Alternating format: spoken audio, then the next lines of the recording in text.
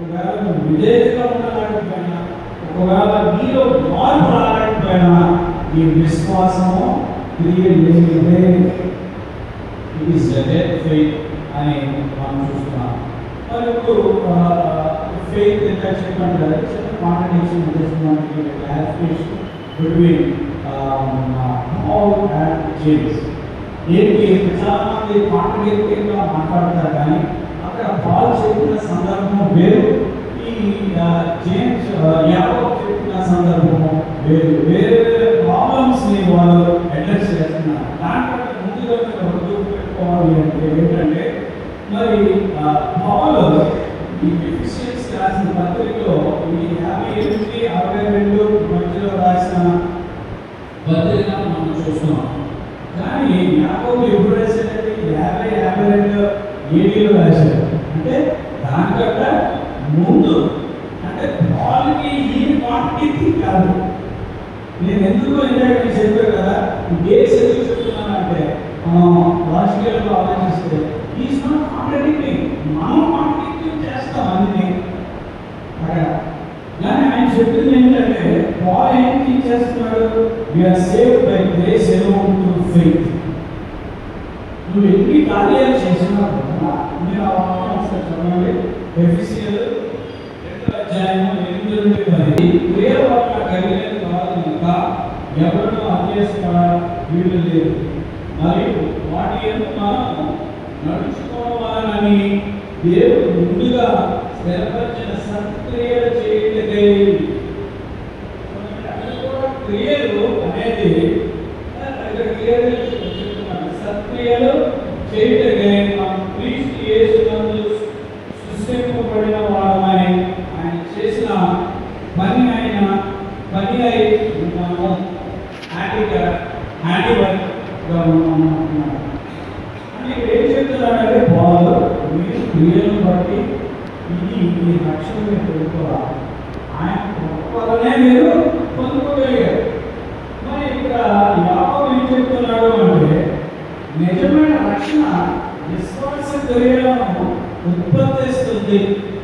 It will produce all these good works. ఎప్పుడు true saving faith produces all these good works.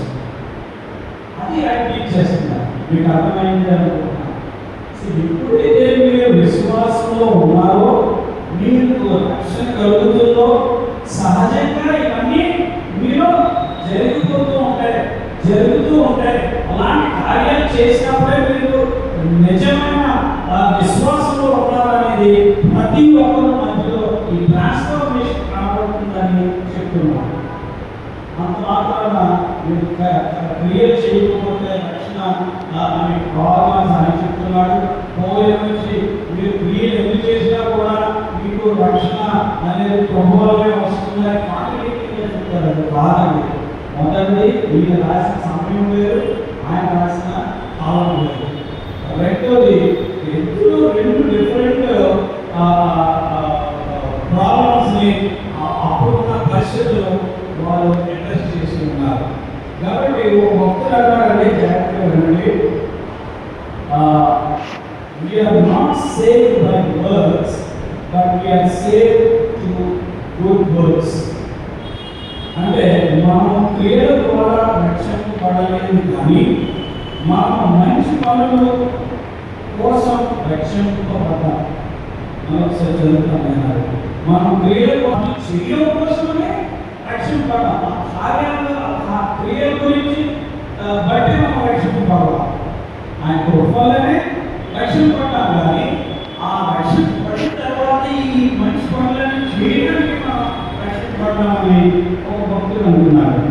అదేవిధంగా works are not the roots of salvation, they are the fruit of salvation. అంటే ఏదైతే క్రియలు చేస్తున్నామో అవి ఈ రక్షణకి ఒక వేరుగా కాదు. ఎప్పుడు ట్రాన్స్లేషన్ చెప్తున్నాను అనుకోండి, కానీ అది వచ్చే ఫలాలే చెప్తున్నాను. క్రియలు రక్షణ మూలంగా కాదు, కానీ మూలము కాదు, కానీ రక్షణ భక్తులు చెప్తున్నారు. సో అది మనం ఏం చేస్తున్నామంటే ఫెయిత్ అని మనం చూస్తే మనము మాటలో వర్డ్స్ దగ్గరుండి వర్డ్స్కి మార్చే విధంగా ఈ విశ్వాసంలో మనం నడవాలి అనేది ఇక్కడ యాకోబు చాలా ప్రత్యేకంగా చెప్పడం అనేది చూస్తున్నాం. ఇక గుర్తుపెట్టుకోండి, మన కుటుంబంలో పిల్లలకి దేవుడు వాక్యము మోరల్స్ నేర్పించి లేకపోతున్నాం అనుకోండి, మీకు ఎంత విశ్వాసం ఉన్నా కూడా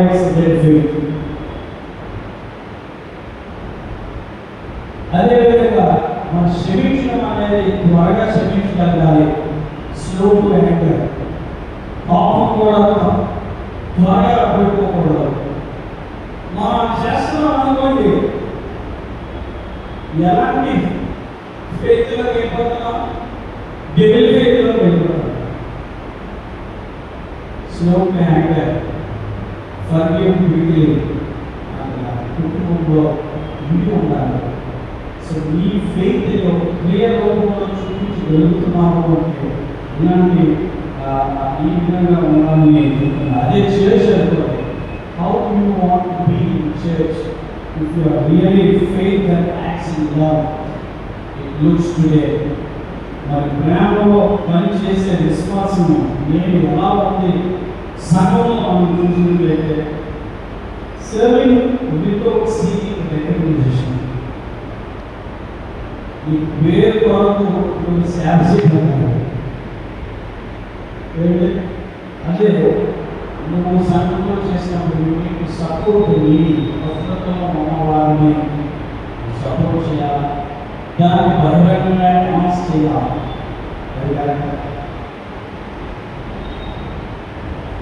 అప్పుడు మనం చేస్తున్న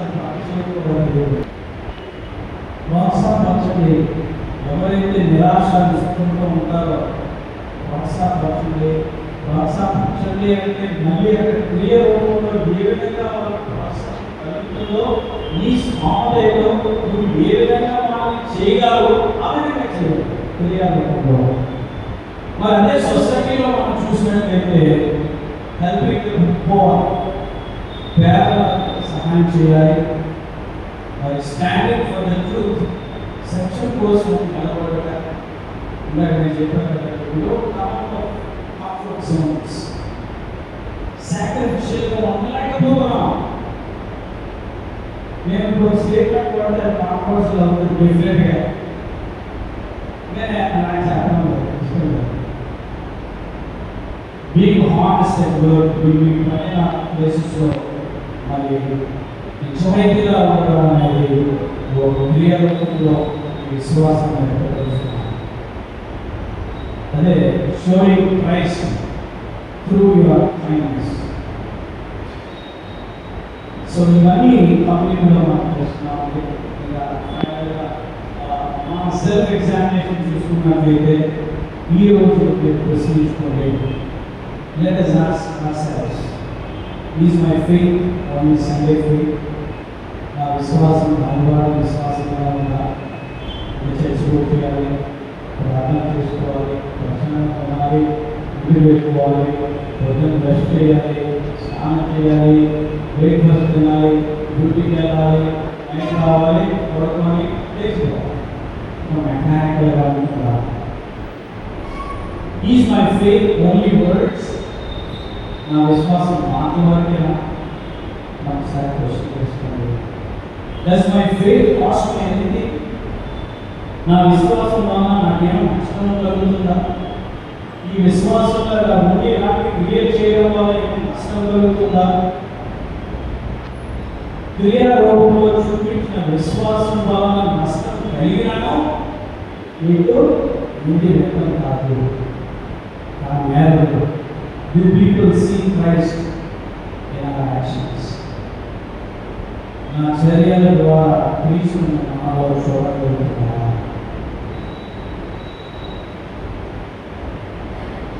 మీ యొక్క వే ఆఫ్ లైఫ్, మీ ప్రవర్తనలో కానీ, మీ చేసిన పనుల్లో కానీ, మీరు ఆచరిస్తున్న వాటిల్లో కానీ క్రీస్తుని ఎవరు చూడగలుగుతున్నారు? Is the true Christian, is an ideal Christian అని చెప్పగలుగుతున్నారు.